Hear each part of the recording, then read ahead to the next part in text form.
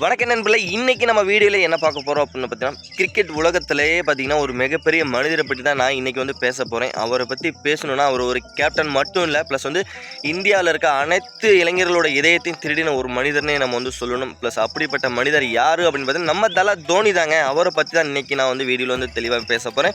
Plus அவர் செஞ்ச சாதனைகள், plus அவரோட கேப்டன்சி, அவர் விக்கெட் கீப்பிங், அவர் பேட்டிங் ஸ்டைல் எல்லாமே பற்றி இன்றைக்கி வந்து தெளிவாக இந்த வீடியோவில் வந்து பார்க்கலாம். ஃப்ரெண்ட்ஸ், மகேந்திர சிங் தோனியை ஏன் எதனால இவ்வளோ பேர் வந்து அவர் கொண்டாடுறாங்க அப்படின்னா, அவர் வந்து கிரிக்கெட்டில் அந்தளவுக்கு ஒரு சாதனையை வந்து நிகழ்த்தியிருக்காரு. தனக்குன்னு ஒரு சாதனையை நிகழ்த்தாமல் தன்னோட தேசத்துக்காக சாதனையெல்லாம் நிகழ்த்தியிருக்காரு. அதனால தான் வந்து பார்த்திங்கன்னா மகேந்திர சிங் தோனி இந்த அளவும் இன்னமும் அவர் கிரிக்கெட்டில் ரிட்டையர்ட் ஆனதுக்கப்புறமும் இன்னமும் ஒரு பேசு பொருளாக இருந்துகிட்டு இருக்காருன்னா, அவர் செஞ்ச சாதனைகள், அவர் விட்டுட்டு போனால் அவர் செஞ்சுட்டு போன சாதனைகள்லாம் தான் இன்னமும் பார்த்திங்கன்னா இந்திய ரசிகர்களோட மனதில் நீங்கள் இடமும் பெற்றுட்ருக்கு. ஃப்ரெண்ட்ஸ், ஓகே, அவரை பற்றி நம்ம வந்து ஃபஸ்ட்டு பேசணுன்னா மொதல் பாயிண்ட் அவரை பற்றி பேசணும் அப்படின்னா, அவர் ஒரு கூல் கேப்டனுங்க. கூல் கேப்டன்னா நம்ம எல்லாருமே பார்த்தீங்கன்னா கேப்டன்சி பண்ணும்போது ஒரு பயங்கர ப்ரெஷரில் இருப்போம். சப்போஸ் நீங்களே ஒரு கேப்டன்சி லீட் பண்ணுறீங்க அப்படின்னா ஒரு சுச்சுவேஷனில் பார்த்தீங்கன்னா உங்களால் ஹேண்டில் பண்ண முடியாத ப்ரெஷர் வரும். ப்ளஸ் யார் ஜெயிப்பாங்க தோப்பா அப்படின்ட்டு பயங்கர ஒரு ப்ரெஷர்லாம் வரும். அந்த டைமில் தோனி வந்து கொஞ்சம் கூட டென்ஷனே ஆக மாட்டாருங்க. நல்ல ஒரு ரொம்ப காமாக கம்போஸாக வந்து இருப்பார். ப்ளஸ் அந்த மாதிரி காமாக கம்போஸாக இருக்கிறது தோனிக்கு நிகராக தோனி மட்டும்தான் நான் வந்து சொல்லுவேன். அந்தளவுக்கு வந்து பார்த்திங்கன்னா ஒரு வேல்யூபலான கேப்டன். ப்ளஸ் எந்த இடத்துல எப்படி எந்த சுச்சுவேஷன் எப்படி வந்து ஹேண்டில் பண்ணும் அப்படிங்கிறது தெளிவாக கொஞ்சம் கூட பிசுறு தட்டாமல் வந்து பயன்படுத்துவாருங்க. அந்த அளவுக்கு ஒரு வேறு லெவல் கேப்டன். எல்லாருமே சும்மா பதட்டத்தில் இருக்கும்போது அந்த மனுஷன் மட்டும் ரொம்ப காமாக கூலாக இருப்பார். அதனால தான் இவர் வந்து கூல் கேப்டன் அப்படின்ட்டு இவர் வந்து செல்லமாக வந்து கூப்பிட்டுட்டு இருக்கிறாங்க.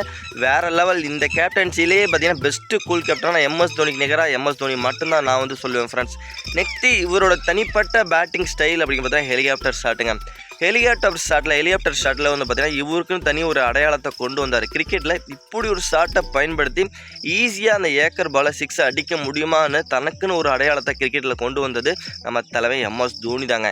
சும்மா வேறு லெவலாக இருக்கும். நீ எப்படி வேணுமா ஏக்கர் போடியா, ஸ்டெம்ப் லைன்லேயே போடியா, சும்மா அப்படி பேட்டை விட சுண்டி விட்டால் போதும், வந்து சர்ன்னு 6 லைனில் போய் விழுவான். அப்படின்ட்டு ஒரு வெறித்தனமான பேட்டிங்கு ப்ளஸ் வந்து வேறு லெவலான ஹெலிகாப்டர் ஷாட்டை கொண்டு வந்து கிரிக்கெட்டில் அறிமுகப்படுத்தினதே தலைமை எம்எஸ் தோனி தாயா.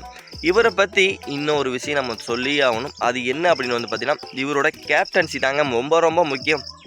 எம்எஸ் தோனியை கேப்டன்சியில் இந்தியா 2007 பார்த்தீங்கன்னா ஐசிசி T20 வேர்ல்டு கப்பை வாங்கினாங்க. அதுக்கப்புறம் பார்த்திங்கன்னா இந்தியா 2011 ஐசிசியோட 51 வேர்ல்டு கப்பையும் வாங்கினாங்க. அதுக்கப்புறம் 2013 பார்த்தீங்கன்னா சாம்பியன்ஸ் ட்ராஃபியும் வந்து பார்த்திங்கன்னா இவரோட தலைமையில் வாங்கினாங்க. இந்த மாதிரி 3 ஃபார்மெட்லேயும் பார்த்தீங்கன்னா 3 ஐசிசி ட்ராஃபியும் 3 விதமாக வாங்கியிருக்காரு. எம்எஸ் தோனி மட்டும்தாங்க வாங்கியிருக்காரு. வேறு எந்த ஒரு கேப்டனுமே இந்த மாதிரி வாங்கினதே கிடையாது. இந்த அளவுக்கு சும்மா வேறு லெவலாக பர்ஃபார்மன்ஸ் பண்ண கேப்டன்னா எம்எஸ் தோனி மட்டும்தான் நான் வந்து சொல்லுவேங்க.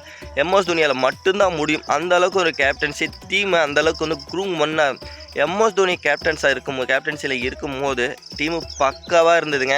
அதுக்கப்புறம் தான் இந்தியன் டீமு வேறு லெவலாக இருந்தது. ஏன்னா ஒரு காலத்தில் எம்எஸ் தோனிலாம் உள்ள என்ட்ரி கொடுக்கறதுக்கு முன்னாடி இந்தியன் டீமை நீங்கள் கொஞ்சம் அப்சர்வ் பண்ணி பாருங்கள். அப்போ எல்லாமே ஆதிக்கம் பண்ணது அந்த மஞ்சள் சட்டக்காரங்க ஃபுல்லாகவே ஆஸ்திரேலியா தான் ஆதிக்கம் செலுத்திக்கிட்டு இருந்தாங்க. அது ரிக்கி பாண்டிங் தலைமையான கேப்டன்சி சும்மா வேறு லெவலாக இருக்கும்.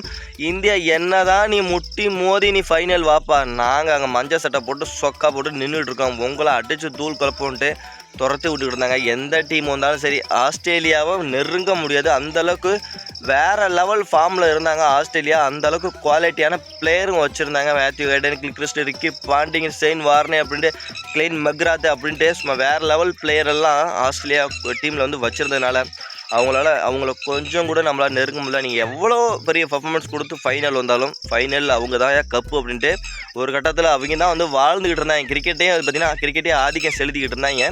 அதுக்கப்புறம் தலைமை எம்எஸ் தோனி 2007 வந்து காலடி வச்சு அதுக்கப்புறம் கேப்டன்சி எடுத்ததுக்கப்புறம் அந்த மஞ்சள் சட்டை போட்ட சொக்காக்காரங்களை 2007 பார்த்தீங்கன்னா T20 வேர்ல்டு கப்பே செமிஃபைனலில் தூக்கி வெளியில் அமிச்சோம்.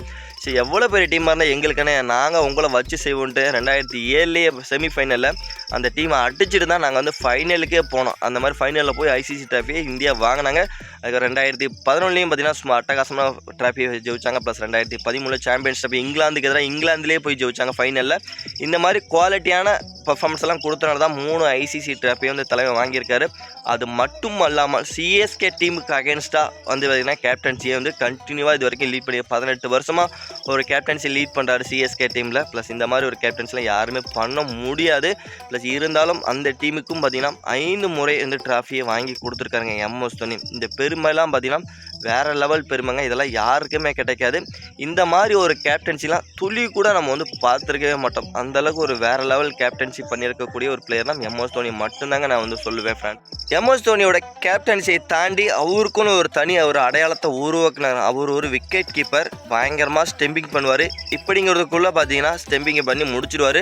பேட்ஸ்மேன் என்னதாயா நடந்தது அப்படின்னு நினச்சி கூட பார்க்க முடியாது. அந்தளவுக்கு வந்து பார்த்திங்கன்னா பயங்கர ஸ்பீடாக ஸ்டெம்பிங் பண்ணக்கூடிய எபிலிட்டி வந்து பயங்கரமாக தோனி இன்னமும் வச்சுருக்காரு. அவர் வயசானாலும் அந்த ஸ்பீடு இன்னமும் கொஞ்சம் கூட குறையில.